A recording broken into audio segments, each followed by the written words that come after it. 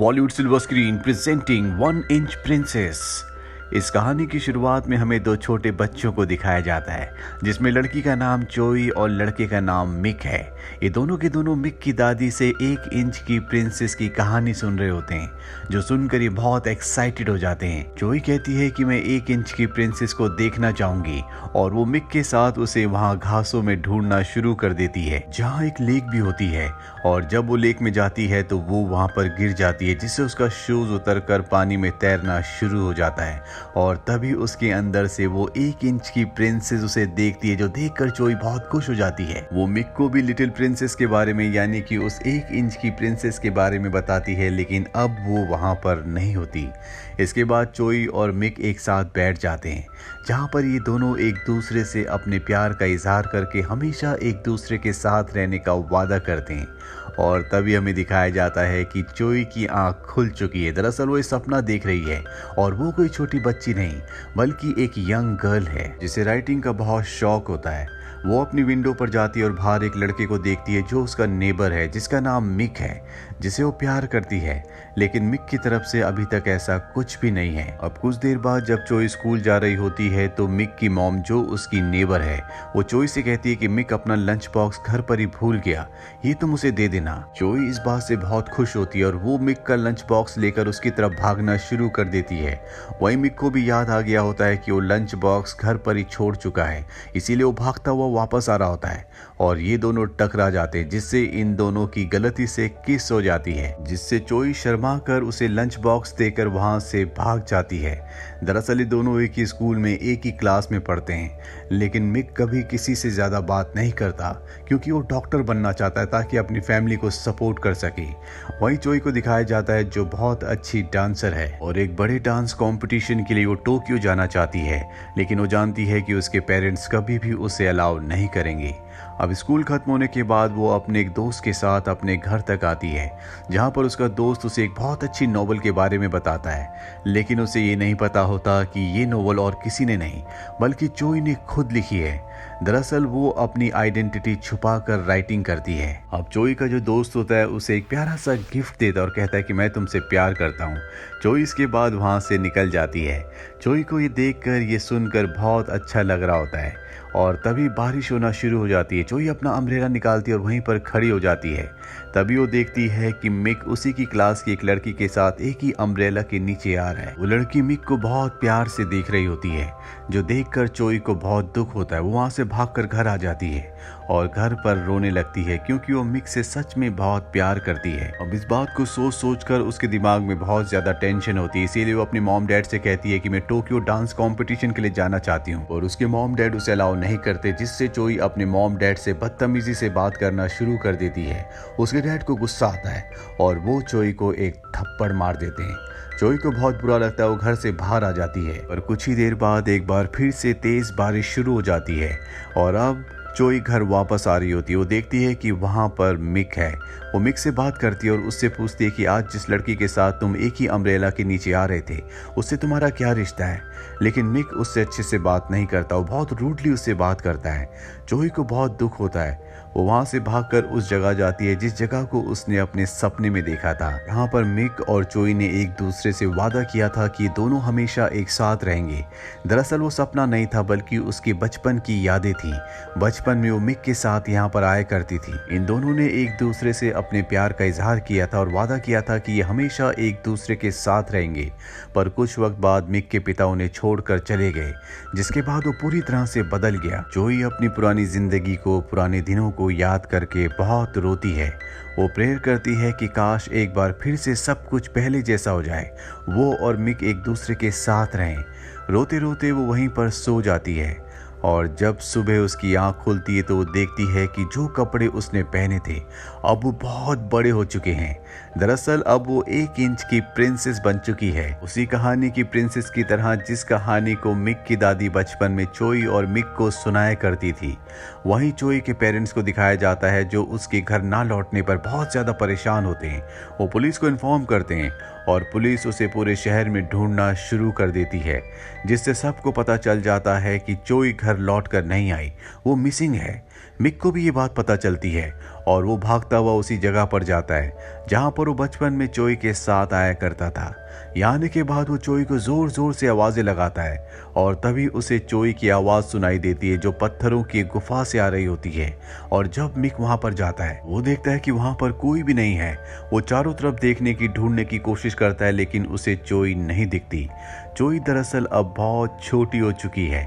वो उछल उछल कर मिक को आवाजें देती है और जब मिक नीचे देखता है तो पूरी तरह से हैरान हो जाता है क्योंकि चोई अब मात्र 1 इंच की हो चुकी है, ठीक उसी कहानी की प्रिंसेस की तरह जो उसकी दादी इन दोनों को सुनाया करती थी। और अब मिक चोई को अपनी पॉकेट में रखकर वापस अपने घर ले आता है। यहाँ पर मिक को कुछ समझ नहीं आता कि उसे क्या करना चाहिए। वो चोई से कहता है कि तुम्हें अपने घर लौट जाना चाहिए। चोई कहती है कि अगर मैं ऐसे घर गई तो मेरे पेरेंट्स बहुत ज्यादा परेशान हो जाएंगे, जो कि मैं बिल्कुल नहीं चाहती। चोई अब इतनी छोटी हो चुकी है कि वो अपना कोई काम नहीं कर पाती, इसीलिए मिक को उसकी मदद करनी पड़ती है। और वो मिक के फ़ोन से अपने घर पर फ़ोन करती है और बताती है कि मैं टोक्यो डांस कंपटीशन में आई हूँ, इसीलिए आप मेरी चिंता ना करें। और अब मिक चोई के लिए यहाँ पर अलग अलग तरह के अरेंजमेंट्स करना शुरू करता है। वो उसके लिए नहाने के लिए बाथ टब बनाता है, साथ ही टिश्यू पेपर को खाली करके लिए उसके लिए बेड बनाता है जिसमें चोई आराम से सो जाती है। और जब मिक चोई को सोते हुए ध्यान से देखता है तो वो भी एक बार फिर से जैसे वो बचपन में उसकी तरफ अट्रैक्ट होना शुरू हो जाता है। अब अगली सुबह जब वो उठती है तो मिक को चोई एक कहानी सुनाती है जो कि एक राजकुमारी की होती है, जिसमें वो जादू की वजह से बहुत दिनों तक सोई रही थी। जिसके बाद राजकुमार ने उसे किस किया और वो उठ गई। लेकिन मिक उसकी इस कहानी पर हंसता और कहता है कि ऐसा असल जिंदगी में कुछ भी नहीं होता। और वो ड्रायर से उसके कपड़े सुखाता है। इसके बाद वो उसे अपनी पॉकेट में रखकर अपने साथ स्कूल ले जाता है, जहाँ वो उसके लिए एक गुड़िया का डॉल का ड्रेस लेता है और वो उसे देता है, जिसे पहनकर वो बहुत खुश हो जाती है। साथ ही जब वो क्लास में पढ़ाई कर रहा होता है तो वो उसकी बुक के पीछे छुपकर उसे देखती है। मिक अब इस बात से परेशान होता है कि वो किस तरह से चोई को वापस बड़ा करे। उसे अपनी दादी की बचपन की उसी 1 इंच की प्रिंसेस की कहानी याद आती है, जिसमें उसकी दादी ने बताया था कि एक मैजिक मैलेट से पूरे चांद की रात को उसकी हाइट वापस पहले की तरह नॉर्मल हो गई थी। और अब वो भी ऐसे ही ट्राई करता है लेकिन चोई दोबारा से बड़ी नहीं होती। इसके बाद मिक देखता है कि आज रात भी वैसी बारिश हो रही है जैसे एक रात पहले हुई थी, जिस रात को चोई छोटी हुई थी। इसीलिए चोई को उसी जगह ले जाता है जहां पर वो छोटी हुई थी। और अब ये दोनों के दोनों पूरी रात वहां पर इंतजार करते हैं, लेकिन चोई अब भी बड़ी नहीं होती। और पूरी रात बारिश में भीगने की वजह से मिक को बुखार हो जाता है। हालांकि चोई उसकी मदद करना चाहती है, उसकी टेक केयर करना चाहती है, लेकिन वो बहुत छोटी है इसीलिए उसकी मदद नहीं कर पाती।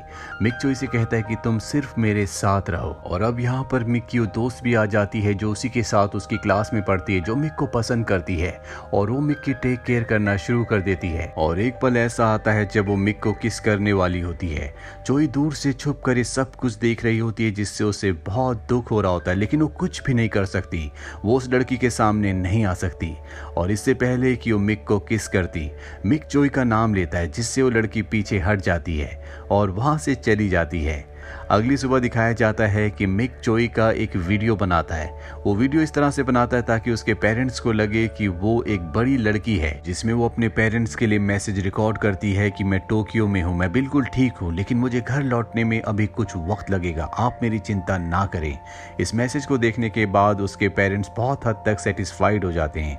वहीं हमें मिक को दिखाया जाता है जो एक कोंडो नाम की फाइट की प्रैक्टिस करता है और अब उसका कंपटीशन है, लेकिन वो उसके लिए पूरी तरह से कॉन्फिडेंट नहीं होता। चोई कहती है कि तुम हर रोज सुबह प्रैक्टिस करते हो, तुम्हें उस कंपटीशन में जाना चाहिए, मुझे पूरा विश्वास है कि तुम उस कंपटीशन को जीत जाओगे। मिक चोई के कहने पर वहां पर जाता है लेकिन वो जीत नहीं पाता, वो हार जाता है। वहीं चोई के पास अब एक ही ड्रेस है, इसीलिए वो चुपके से अपने घर जाती है और वहां उसकी जितनी भी डॉल की ड्रेसेस होती है उन्हें ले आती है। अब एक दिन मिक चोई को घर पर ही छोड़कर स्कूल चला जाता है और जब चोई घर पर अकेली होती है तो घर पर चोर आ जाते हैं, घर पे चोरी करने लगते हैं। चोई उनका कुछ भी नहीं कर सकती, इसीलिए वो टैबलेट से मिक को मैसेज करती है कि घर पर चोर आए हैं। ये मैसेज पाने के बाद मिक पूरी तरह से परेशान हो जाता है। उसे चोई की चिंता होती है, इसीलिए वो स्कूल छोड़कर चोई को बचाने के लिए घर की तरफ भागता है। वहीं घर पर चोई जानबूझकर म्यूजिक सिस्टम को प्ले कर देती है, जिससे चोरों को लगता है कि घर पर कोई है और वो घर से भाग जाते हैं। अब मिक जब घर पर आता है, चोई को सही सलामत देखकर बहुत खुश होता है। अब चोई की एक दोस्त टोक्यो डांस कंपटीशन में फोन करती है, जहां पर फोन करके उसे पता चलता है कि चोई ने इस कंपटीशन में पार्टिसिपेट नहीं किया। अब अगले दिन दिखाया जाता है कि मिक चोई को एक बार फिर से अपने कोट की पॉकेट में रखकर स्कूल ले जाता है। इन्हीं की क्लास में एक लड़का होता है जिसने एक छोटी सी डॉल बनाई होती है और वो भी मिक की तरह अपनी जेब में उस डॉल को रखता है, जो देखकर मिक को बहुत गुस्सा आता है। और जब मिक उस लड़के के सामने होता है, तभी चोई गलती से पॉकेट से बाहर देखती है। वो लड़का चोई को देख लेता है और पूरी तरह से हैरान हो जाता है। वहीं चोई की बहन को दिखाया जाता है जो मिक के घर जाती है और वहां पर वो देखती है कि चोई की डॉल्स की बहुत सारी ड्रेसेस पड़ी हुई हैं, जो देखकर वो हैरान होती है। वहां पर वो टैबलेट भी होता है जिससे चोई अपने पेरेंट्स को मैसेज किया करती थी, और जब उसकी बहन टैबलेट देखती है तो वो उसमें उस मेल आईडी को देखती है जिससे उनके घर पर चोई के मैसेजेस आया करते थे। चोई की बहन को कुछ भी समझ में नहीं आता। अब रात को दिखाया जाता है कि मिक के घर पे उसकी क्लास की वही क्लासमेट आती है जो उसे पसंद करती है, उससे प्यार करती है। मिक की मॉम कहती है कि आज रात को तुम यहीं पर रुक जाओ, रात काफी हो चुकी है। वो लड़की मिक की मॉम की बात मान जाती है और रात को जब मिक अपने रूम में होता है तो मिक के पास आती है, उसे हक करती है और कहती है कि मैं तुमसे बहुत प्यार करता हूँ। मिक कहता है कि मैं अभी काम में बिजी हूँ, मैं तुमसे बाद में बात करूंगा। इसके बाद वो लड़की चली जाती है और जब मिक अपने कमरे में अंदर जाता है तो देखता है कि वहां पर चोई रो रही होती है, क्योंकि वो मिक को किसी के भी इतने करीब नहीं देख सकती। वो उससे बहुत प्यार करती है। निक उसे रोता हुआ देखकर उसके रोने की वजह पूछता है, लेकिन चोई उसे नहीं बताती। अब निक की जो दादी होती है वो चोई को देख लेती है, लेकिन वो उसे चोई नहीं बल्कि अपनी कहानियों वाली 1 इंच की प्रिंसेस समझती है। अगले दिन वो प्रिंसेस के लिए कपड़े बनाना शुरू कर देती है और सबको बताती है कि हमारे घर में 1 इंच की प्रिंसेस है, लेकिन उनकी बातों पर कोई भी विश्वास नहीं करता। वहीं चोई की वो क्लासमेट जिसने टोक्यो कॉल करके पता लगाया था कि वहां पर चोई डांस कंपटीशन में नहीं है, वो चोई के यानी कि अपने उस क्लासमेट को जिसने मिक की जेब में चोई को देख लिया था और डॉल समझा था, उसे बता देती है कि चोई टोक्यो डांस कंपटीशन में नहीं गई। और अब उसे भी शक हो जाता है कि कुछ ना कुछ गड़बड़ है। वही चोई की बहन को दिखाया जाता है जो मिक से चोई के बारे में पूछती है।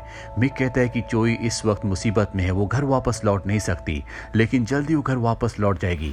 तुम इस बारे में किसी को कुछ मत बताना। चोई की बहन उसकी बात मान जाती है। वहीं मिक की दादी की तबीयत खराब हो जाती है, वो उन्हें हॉस्पिटल ले जाता है और जब उसे वॉशरूम जाना होता है तो वो अपना कोट वहीं पर रखकर वॉशरूम चला जाता है जिसके अंदर चोई होती है। वहां पर एक बच्ची आती है जो उसके कोट को उल्टा करती है और उसके अंदर से चोई गिरती है। वो चोई को उठाकर अपने साथ ले जाती है और जब मिक वापस आता है तो देखता है कि कोट के अंदर चोई नहीं है। वो परेशान हो जाता है, पर वो चोई के बारे में न किसी को बता सकता और ना ही किसी से कुछ पूछ सकता है। वो बच्ची जो चोई को अपने साथ ले गई है वो चोई को छोटी डॉल समझकर उसे बांध देती है। ये बच्ची भी यहाँ पर पेशेंट है और इसका जो बेड होता है वो मिक की दादी के बेड के बिल्कुल सामने वाला बेड होता है। मिक की दादी चोई को देख लेती है और उसे समझाती है कि तुम्हें इस डॉल को जो कि 1 इंच की प्रिंसेस है उसे बांधना नहीं चाहिए। अब वहाँ पर मिक भी आ जाता है जो चोई को देखकर बहुत खुश होता है और अपने साथ ले जाता है। और जब वो चोई से बात कर रहा होता है तो वहाँ पर चोई की सिस्टर भी आ जाती है जो चोई को देख लेती है और अब उसे भी सब कुछ पता है। वहीं मिक और चोई का वो क्लासमेट जिसने मिक की जेब में चोई को देख लिया था, लेकिन उस वक्त उसने उसे डॉल समझा था क्योंकि वो भी अपनी पॉकेट में उसी तरह की नकली डॉल रखा करता था। वो अब मिक के घर आता है और उससे कहता है कि मुझे वो डॉल दिखाओ जो चोई की तरह दिखती है, जो मैंने तुम्हारी जेब में देखी थी। मिक उसकी बात का जवाब नहीं देता, जिसके बाद वो उसके रूम में उस डॉल को ढूंढना शुरू कर देता है, पर उसे वो डॉल कहीं नहीं मिलती। जिसके बाद वो लड़का कहता है कि मैं चोई से मिलना चाहता हूँ। मिक उसकी बात का जवाब नहीं दे रहा होता, जिसके बाद वो बताता है कि मुझे पता है कि चोई नॉवल लिखती है और उसने जो अपनी आखिरी नॉवल लिखी है उसमें उसने अपने वन साइडेड लव के बारे में लिखा है जो कि तुम हो। अगर तुम भी उससे प्यार करते हो तो तुम्हें अपने प्यार का इजहार उससे कर देना चाहिए। मिक कहता है कि मेरे पिता का हमें छोड़ने के बाद मेरा प्यार के ऊपर से विश्वास उठ गया, पर अब मुझे एहसास हो चुका है कि मैं चोई से बहुत प्यार करता हूँ।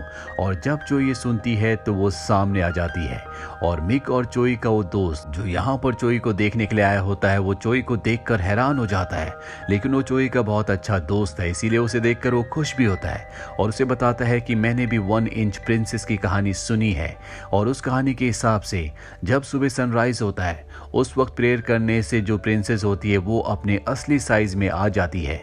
और अगली सुबह दिखाया जाता है कि मिक और चोई दोनों के दोनों समंदर के किनारे होते हैं और जब सनराइज होता है तो वो प्रेयर करते हैं, लेकिन चोई अब भी 1 इंच की रहती है, वो बड़ी नहीं होती। चोई इस बात से डिसअपॉइंट हो जाती है और वो कहती है कि मैं अपने घर जाना चाहती हूँ, मैं अपने पेरेंट्स को सब कुछ बताना चाहती हूँ।